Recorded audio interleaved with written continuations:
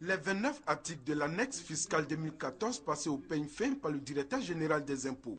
Face aux représentants des entreprises, Abina Kwaku précise que des réajustements ont été effectués au niveau de certains produits pour que la Côte d'Ivoire soit en phase avec les directives de l'UEMOA. Depuis donc le 1er janvier, date d'entrée en vigueur de l'annexe fiscale 2014 selon lui, le taux applicable à la bière est passé de 13% à 15%. Au niveau du tabac, le relèvement est passé de 23% à 25%. Aussi, dans les cas où il était à 33%, il est passé à 35%. Avec ces réajustements, ajoute-t-il, la Côte d'Ivoire est en harmonie avec les autres pays de l'UEMOA.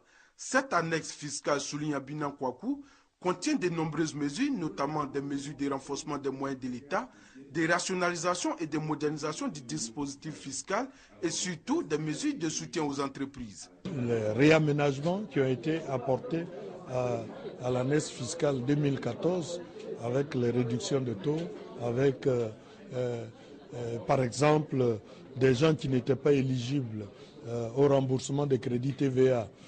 C'était une, je dirais entre guillemets, injustice qu'on a réparée, puisque c'était des gens qui achetaient TTC, mais qui facturaient hors taxe. Il y avait un dysfonctionnement à corriger, ce que nous avons corrigé.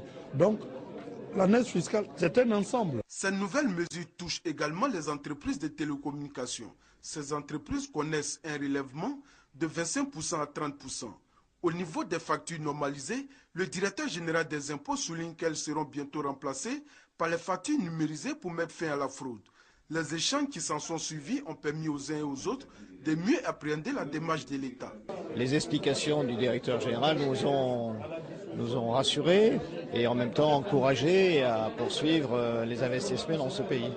Pour l'année 2014, le budget de la Côte d'Ivoire assigne à la Direction générale des impôts un objectif de 1588 milliards de francs CFA. Un objectif que Abina Kwaku trouve réalisable avec le soutien des entreprises.